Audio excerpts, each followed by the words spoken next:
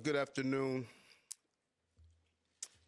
and I'm joined here today by our Chief of Detectives and the Police Commissioner and Chief of Department because we have a strong person of interest in the shooting that shook our city last week. CEO Brian Thompson of UnitedHealthcare was the victim of a senseless act of violence. Our officers have been working around the clock. Many of them did not go home to pursue this individual. It was crucial that we were able to remove him off the streets of America, and we were going to seek him out no matter where he was at the time. And so this is a strong person of interest. The police commissioner and chief of detectives will go over where we are right now in the investigation. He matches the description of the identification we've been looking for. He's also in possession of several items that we believe will connect him to this incident. How did we do it? Good old-fashioned police work. The chief of detectives and the police commissioner made the decision to release as much of a photo that we had at the time. We sent it across the country, and someone, a McDonald's employee, did something we ask every American to do. If you see something, say something, but most importantly, do something. And they did. And because of that, we believe we have a strong person of interest to deal with this case. I want to now turn it over to the Police Commissioner of the City of New York, Commissioner Tisch.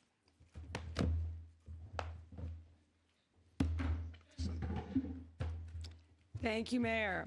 Good afternoon, everyone. Earlier this morning in Altoona, Pennsylvania, members of the Altoona Police Department arrested Luigi Mangione, a 26-year-old male, on firearms charges. At this time, he is believed to be our person of interest in the brazen, targeted murder of Brian Thompson, CEO of UnitedHealthcare, last Wednesday in Midtown Manhattan. The suspect was in a McDonald's and was recognized by an employee who then called local police. Responding officers questioned the suspect, who was acting suspiciously and was carrying multiple fraudulent IDs as well as a U.S. passport. Upon further investigation, officers recovered a firearm on his person as well as a suppressor, both consistent with the weapon used in the murder. They also recovered clothing, including a mask consistent with those worn by our wanted individual. Also recovered was a fraudulent New Jersey ID, matching the ID our suspect used to check into his New York City hostel before the shooting incident. Additionally, officers recovered a handwritten document that speaks to both his motivation and mindset. NYPD detectives are en route to Pennsylvania as we seek to interview the subject further. This apprehension is thanks to the tireless work of the greatest detectives in the world, and of course, the strong relationships we have with our local law enforcement partners. On every level, local, state, and federal, we all serve the same public safety mission. And this case, which captured the attention of an entire nation, is another example of how connected we are and how important it is to work together, share information, and pursue every lead. For just over 5 days, our NYPD investigators combed through thousands of hours of video, followed up on hundreds of tips, and processed every bit of forensic evidence, DNA, fingerprints, IP addresses, and so much more to tighten the net. We deployed drones, canine units, and scuba divers. We leveraged the domain awareness system, Argus cameras, and conducted aviation canvasses.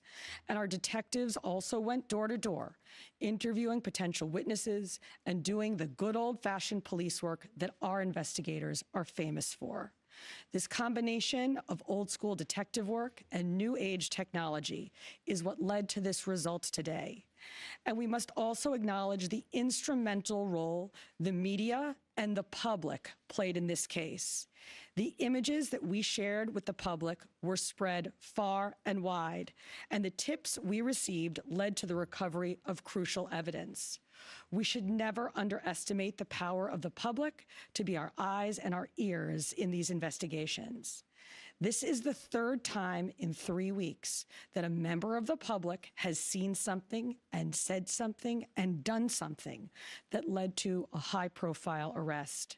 The triple stabbing homicide in Manhattan, the gunpoint robberies in Queens during which an NYPD officer was shot, and now this.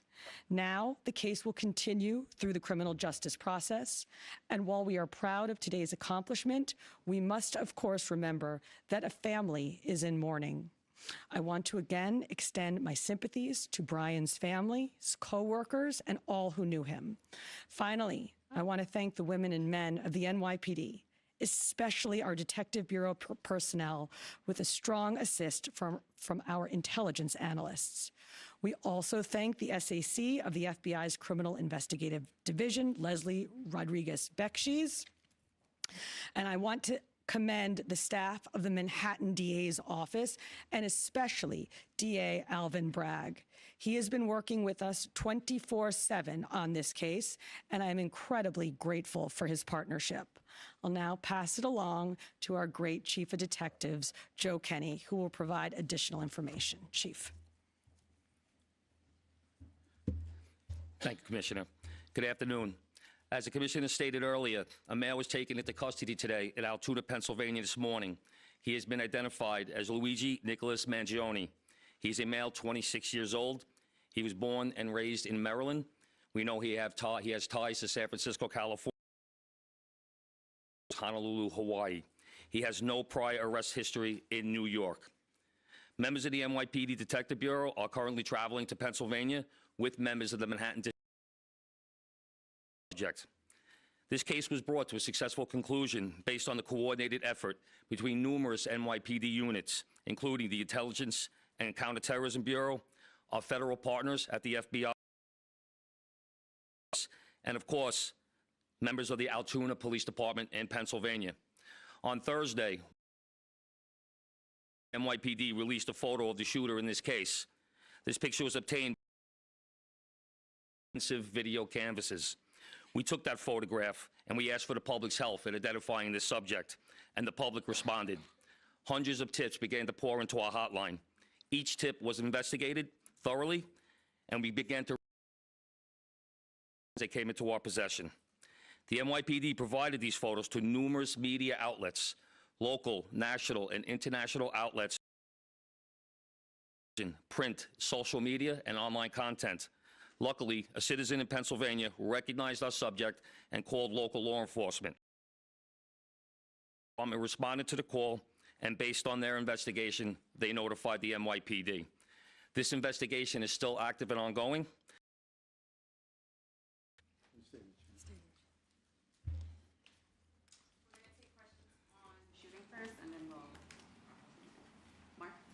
I had a couple questions about the document. Can you go a little bit more in depth about those motivations that you mentioned? Was that CEO specifically named in that document? Was there anything more about him wanting to go after others? And also in that document, was there any indication that explains as how the level of detail that he went into killing him? Like, is there anything? Like I said, that document is currently in the possession of the Altoona Police Department as part of their investigation. But just from, I don't think that there's any specific threats to other people. It seems that he has some ill will toward corporate America. Over here, sir. NJ? Chief, was the suspect wearing a mask at the time he was spotted in the McDonald's? And also, criminal cases often have a linchpin. Can you point to a single linchpin that helped crack this case? There's numerous linchpins in this case, in the fact that we've recovered an enormous amount of forensic evidence, an enormous amount of video, and once again, with your help and the public's help. So I really couldn't put it on one thing, but If I had to, it would be the release. You said he had a passport on him. Do you believe he was trying to flee the country? And also, are you still looking for any evidence in Central Park in regards to the bike? We had divers in the water yesterday. That came up negative results. The passport, we don't believe that he was planning on doing any traveling. We don't think he was trying to flee the country. The person at the McDonald's, were they buying food? What were they doing at that exact moment? He was an employee at the McDonald's. He was sitting there eating. Will the suspect be brought back to New York and charged here, and when? We're going to have to work that out with the Manhattan District Attorney's Office in Altoona, Pennsylvania. He's going to be facing gun charges there. To bring him back to New York to face charges here, working with the Manhattan District Attorney's Office. Anita? Hi, Anita from the New York Post. I was just hoping to did he put up a fight? Did he say anything to cops? And we've also reported that he published online anti-healthcare industry rantings. Can you share with us some of the services that he posted on? We're still working through his social media. We're going to do a complete scrub of that. Preliminarily, like I said, he seems that he has some ill will toward corporate America, but that will all come out as part of our investigation. We're not done here. We're still going to be putting this together. We're still going to be working very hard to bring this to a successful conclusion. And the capture itself, did he put up a fight? Did he say anything to police? I don't have that information. Oh, sorry. Can you elaborate on how he got there, the path he took from Port Authority and to Altoona, PA? Same thing. This just happened this morning. We'll be working, backtracking his steps from New York to Altoona, Pennsylvania. I was going to ask if we knew anything, if he took about Philadelphia first and then somehow got to Altoona. But We're still working on that. We're still working through that. Britain, is there any indication that anybody else was helping him from the inside, as far as tracking the CEO's movements? Once again, we're still working this investigation very hard. It's not our investigation, but as of right now, we have no indication that that took place. Lisa? Chief, did he have any weapons or anything like that with him when he... A ghost gun that had the capability of firing a 9mm round and a suppressor. Can you get into a little bit about the technical aspects of the investigation? I know you deployed an unprecedented amount of technology. You also activated the Sentry program through Intel. Can you talk about how that is going to play into actually as far as cell phone and all of the other technical aspects of what you've done? In this case, it really came down to technology was the use of drones in Central Park, and really comes down to the video canvas that we did. We could collect hundreds and hundreds and hundreds of hours from hundreds of sources, and that helped bring this to where we are right now. The gun is it believed to be the gun he used in the shooting? And there was some type gun. Is that accurate? No, as of right now, the information we're getting from Altoona is that the gun appears to be a ghost gun. May have been made on a 3D printer. The capability of firing a 9mm round, obviously that will come out. Oliver? Yeah, Oliver Barnes from the Financial Times. Do you have any indication how long this handwritten, is it a handwritten manifesto that you found on the suspect? And then also whether or not he put it online at all? Don't know if it's online. As of right now, it's a handwritten 3-page document. Chief, does he have ties to that area? Knew by name before his arrest? We believe he may have attended college in Pennsylvania, but like I said earlier, he has ties to Maryland and California and Hawaii. And you knew him by name before today? Was his name on your radar? Someone who you had been looking into before his arrest? No, we did not have his name prior to today. Brent, sorry. Does he have any prior arrests? I know there were none for New York City, but is there any prior arrests anywhere else in the country? We have not come across any arrests in the country. Chief, hi, how are you? On two things. On the ghost gun, is it something you're going to be looking into to see if he made it himself and can he make that himself? Or would he have to buy the gun the way it was? No, once again, that'll be part of our investigation as we follow up. I mean, obviously, sense that he could face any other charges because he was targeting the CEO and because of his writings and other things that we're now finding on him? Federal charges or That determination will be made by Alvin Bragg. Yes, what connections does he have in Pennsylvania that you know of, and are they in Altoona specifically? We believe he attended college in Pennsylvania. Wouldn't be able to tell you that. All right, we're going to take one more question from Shooting Marla, and then we're going to go. You talk about the manifesto having said things against corporations, but specifically UnitedHealthcare, and do you believe that Mangione acted alone? We believe at this point, our investigation is leaning toward he was acting alone. So, like I stated earlier, we're still working through the investigation. We're not stopping today. And as far details of that, it's in the possession of the Altoona Police Department. We're going to shift to off Yep, yep. Good job, Chief. Commissioner, Chief Manager.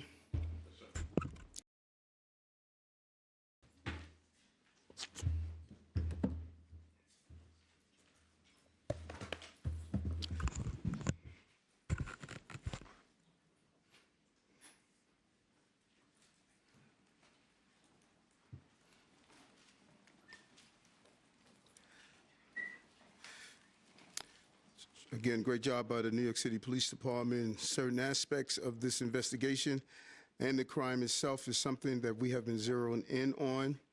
Ghost guns. We have really talked about this since the beginning of the administration. They could be made on a 3D printer.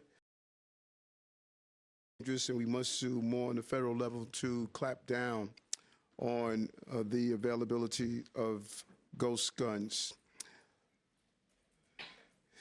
And it just really leads into of what we did last week and what we're doing this week. This week is all about public safety. Public safety, I've stated over and over again, is a prerequisite to our prosperity, and we're going to continue to make this city a safe city. But anytime you have a crime of this magnitude, it shocks us, and it really has a major impact on the perception of crime in this city. This crime has continued to go down. We're going to continue to do what's needed. Today we announced an every block count initiative, and the blocks that we identified had one shooting or one shots fired job that came over. We're going to add that on to our community link operation that has resulted in over 1,000 operations and over 700 complaints resolved, nearly 16,000 summonses issued, and over 200 people placed in shelter. Our community link initiative is extremely important. It operates every day across the city, removing ghost cars, targeting illegal vendors, and addressing the everyday problems that make New Yorkers feel unsafe.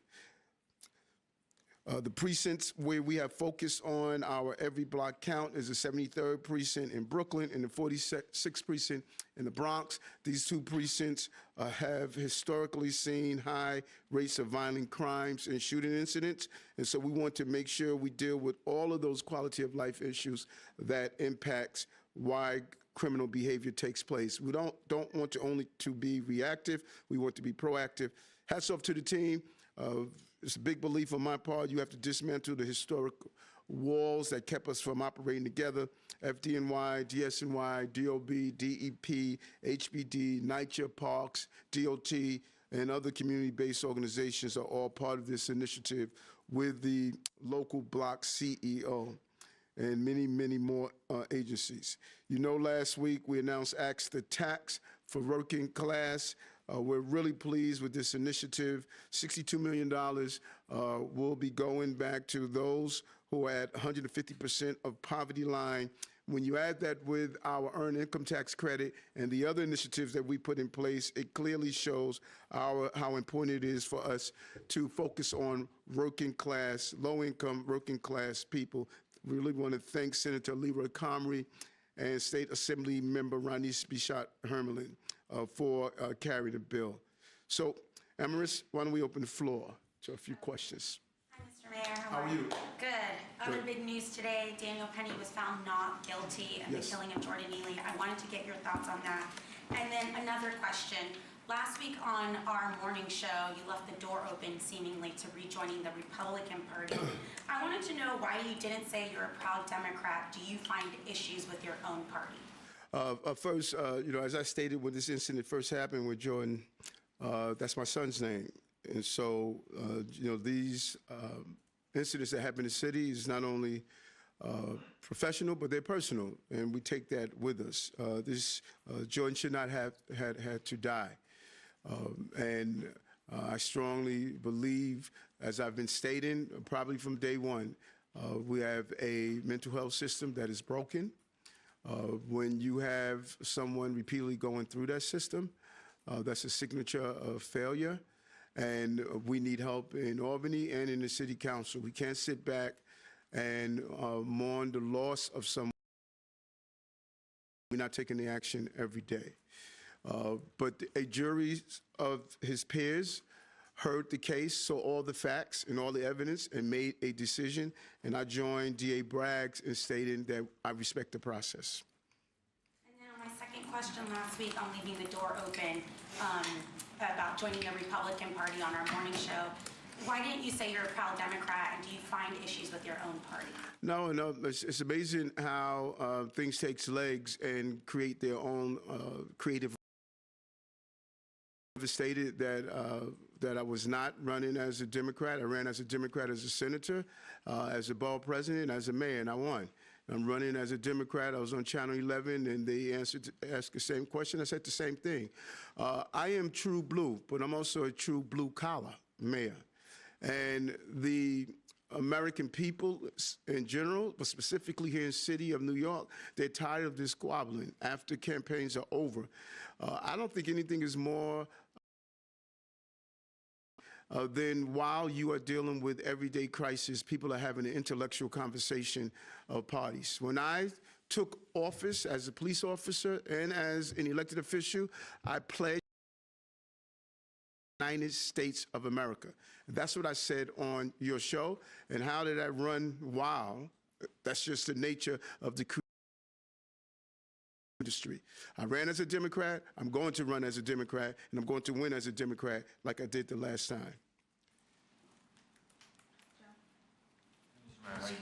Good to see you. How are you? I was wondering if you could follow up on another comment you made over the weekend about the potential of invoking executive action to override the council and sanctuary city laws. Can you give us any other details about what you're considering doing? I think you've expressed why, but any details about any new policy you're presenting? And one quick follow-up to Kelly's question. Do you think the verdict in the Daniel Penny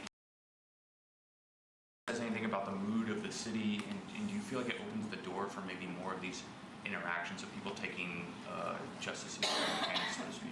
Yeah, good question. And I'll answer the latter first. What you see, what people often do, a lot of people make interpretations, about trials, but juries are in the courtroom. They're hearing every piece of evidence. They are hearing the testimonies. They have to make the decision, and that's the system that we have, and actually systems on the globe.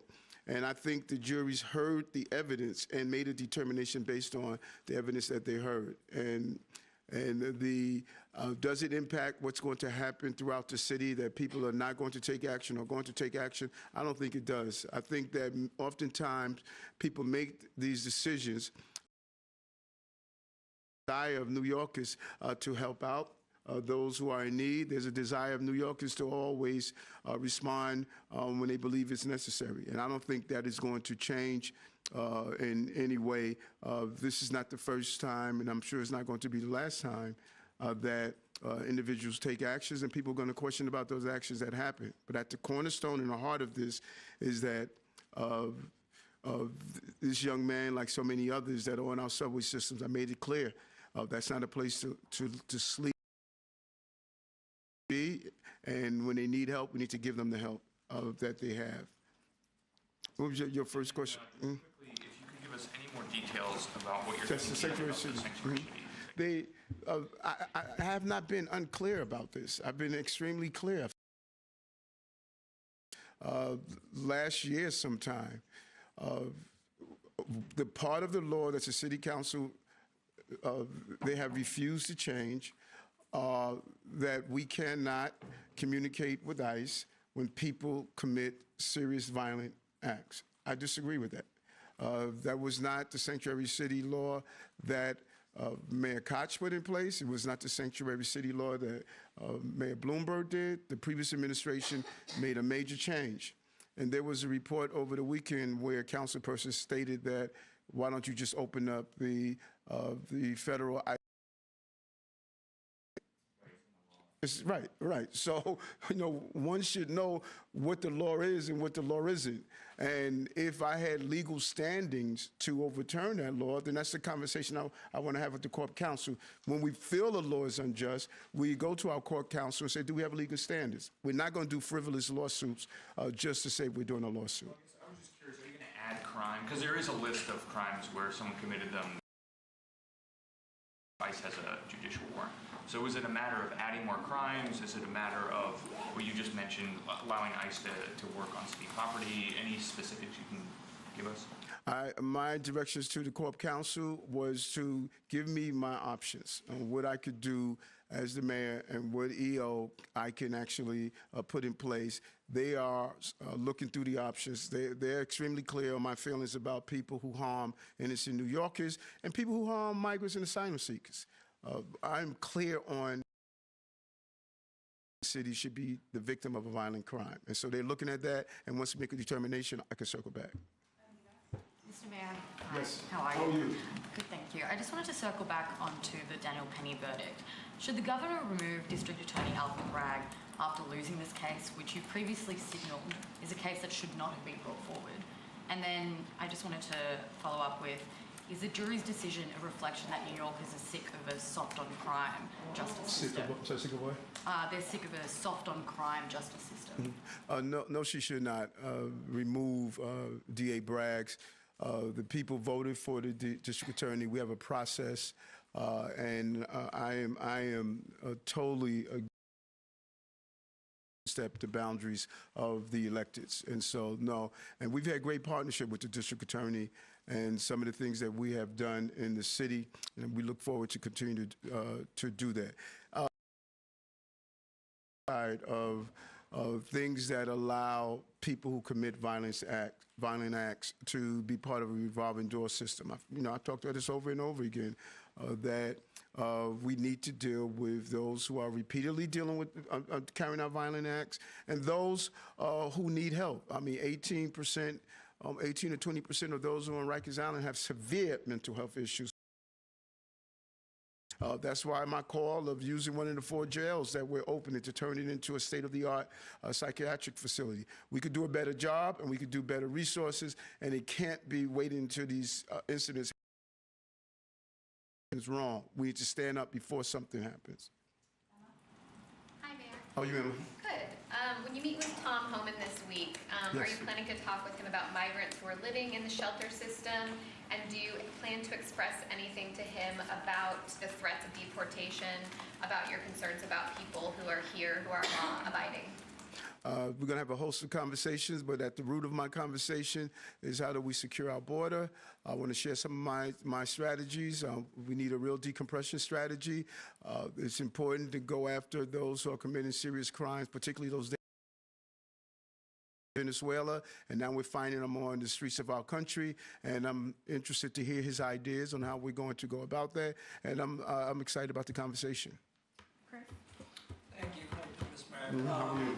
On the Daniel Penny verdict, too, I understand you're saying you respect the process. I'm just wondering if you think this is the right verdict. You said last week that you wanted the jury to reach the right verdict. You also said last week that Mr. Penny did quote, what we should have done as a city in his interaction with Jordan Neely. I'm just wondering if you can elaborate a little bit on what you meant by that on a totally different issue. There was a mayoral forum over the weekend specifically about housing where 3 candidates committed to quote unquote freezing the rent, more or less directing the rent guidelines board not do an increase next year. Is that something you would support, and if not, why? And on these mayoral forums, you didn't show up to this one. Are you going to show up to any of these, or why do you keep skipping? Yeah, the first, do I think it's the jury made their decision. I respect, like the DA, I respect the process. And that was the process. And what I was saying about we should have been standing up for those passengers. That's what we should have done for the city. And standing up for those passengers mean address the mental health crisis we have in the city, and not just wait until incidents like this happen. And determination of him that he stood up, rightfully or wrongfully, that came in front of the jury of his peers. What was your second question? The mayoral forum over the weekend. Yeah, we got many forums that are going to take place, and you know what I've learned when I was campaigning. A lot of people talk about the ideas of what they can do, what they want to do. All the things that I said, for the most part, that I was going to do, from dyslexia screening to reducing tax on low-income New Yorkers to bringing down crimes to high-speed broadband for NYC residents to investing in foster care children to do tax incentives for the unemployment rate. I can give you the whole list. So what they're doing is wishful thinking. I put the team together to make it happen for housing conversion, and I'm happy to hear that they all have woke up and realized we have a housing crisis, and now they're coming up with visions. But it's starting from the fact the most comprehensive housing reform in the history of the city. That's what we got to remind everybody. And all those who are running that are elected already, the question should be, where have you been? So if you had all these visions before, don't wait until you decide to run for mayor.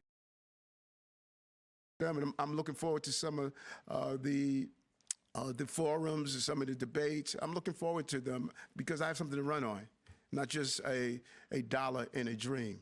But specifically freezing rent, is that something you would support for the RGP? Mr. Mayor, so this morning the City Council and the Public Advocate filed a lawsuit of the local law 42, I believe, solitary confinement bill. I'm just wondering what your reaction is to that. They're trying to prevent you from suspending that law. And it would be played out in courts. We just have a difference of opinion here. First of all, we don't have a sanctuary city. I mean, we don't have a solitary confinement, and I don't know why they keep saying that. We don't have a solitary confinement. And I'm not a hard guy to figure out. I made it clear over and over again. Public safety. And I don't go to Rikers Island. I have a photo op. When I went on Thanksgiving Day, it was to talk to the correction officers and the inmates. It was to walk through and see, are we making progress? I've been on Rikers Island more than any mayor in the history of this city. And my job is to make sure correction officers are safe, the civilian employees are safe, and inmates are safe. 80% of those who are assaulted on Rikers Island are assaulted by others. Make sure that they're safe. And the way the law was written, it jeopardized their safety, and we took necessary steps after communicating with the Corporation Council, and the courts will make that decision. Yeah, Mayor Adams, with the CEO shooting, there was a constant stream of updates, surveillance images, Crime Stopper alerts, TV news spots, requests for information from the NYPD. But I wanted to ask you about the killing of a migrant teenager last week in the financial district. A group of men attacked him and another migrant after reportedly asking him whether he spoke English or not. What updates do you have in that case, and do you have images of the suspects in that case? And if so, why haven't those been publicized, as we saw in this other case? And has the same amount of police resources been spent on his death as the CEO's death? First and foremost, the fact pattern that you just described about asking, did he speak English? That was not in any of the reports. That was not in any of the interviews, because I specifically asked the investigators and the commissioner, and that was in any documentation or any of the interviews that took place. Any loss is a huge loss, and there are aspects of that incident that is slightly different from receiving the necessary manpower to bring the person to justice. And we don't believe a loss of a death of an innocent life should be ignored. But when you have a specifically targeted shooter, we didn't know if this person was going to carry out additional shootings. We didn't know if this person was a serial shooter. We didn't know what we had. We knew we had to take him off the streets of the city. So the urgency was not so much that was he a CEO in comparison to someone that's a low-income New Yorker. No, it's not. We did not know what we had and what was going to be the extent of that. And as it was just mentioned, some of the preliminary reporting that the chief gave us is that he was showing a total, appeared to be a distaste for corporate America. So we didn't know what was next. To make sure we brought this person to justice and took him off the streets of New York. So the reporting hasn't been accurate. Do you have any updates on that case? We're actually moving on. Morgan? Hi, Mr. Mayor. Hey, Morgan, how are you? I'm good, thank you. So on the man believed to be the suspect, got a good look at him. This is because he was able to pull his mask down in the hostel. Just wondering if this is prompted you to renew your call to have people not wear masks when they go inside businesses. And then my second question is, you said that you're going to run as a Democrat, but you said you're also a blue-collar mayor. Do you feel like the Democratic Party has strayed away from its blue-collar roots? I think it was last year, early this year, we called to say, when you go into businesses and establishments, ask people to temporarily remove their mask. We can close these cases in hours when if everyone will cooperate and just say temporarily pull down your mask. You don't have to permanently take it off, but once you get that video, once you get that picture, then you are in a good place. And we're going to ask our all of them to act the same. When you get inside someone's taxi, someone's cab, someone's for hire vehicle, you should have that person pull down their mask so you can see who they are. And many of our vehicles have cameras inside. That would assist us greatly to apprehend the person involved and send the information across the country. And so I will continue to advocate a very smart, simple way of having a law enforcement. And we want to continue to do that. And then the second question, you said that you're going to run as a Democrat, Yes. but The Democratic also, groups, yeah. right. No, I think that we are not doing a good job in speaking to working class people. And I've said this over and over again, and I said it pre-election, that our conversation is and must be, as what we've attempted to do in this administration, from housing to bringing down the cost of child care to all the other initiatives. We wanted to speak to working class people every day. And while they are hurting, they don't want this intellectual conversation that I believe the party started to do. You look at what we did here in New York. The minority leader in Congress, Hakeem Jeffries, was able to secure many of his seats here because those candidates were having a working class people conversation, and not that.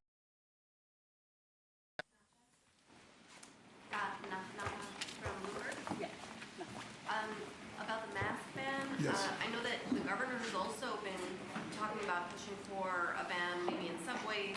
You've talked about it. Would you go to some kind of legal ban or something that you would present before City Council?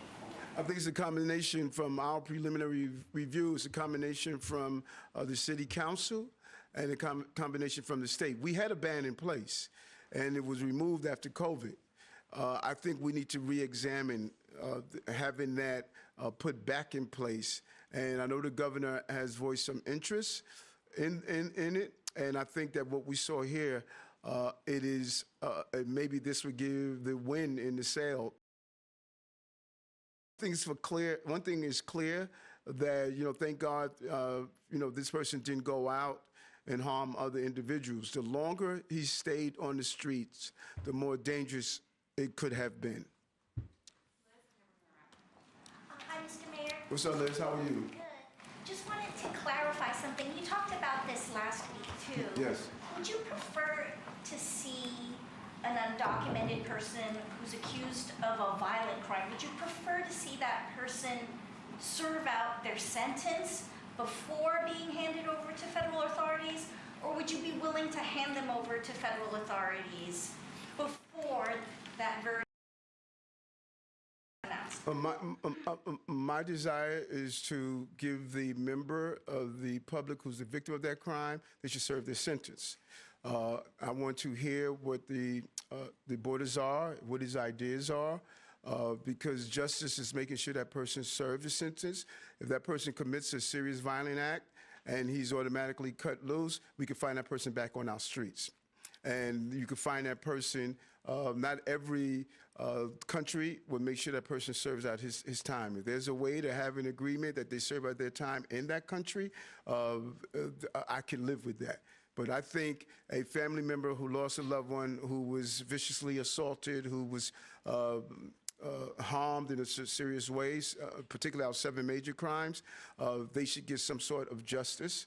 And many of our borders in other countries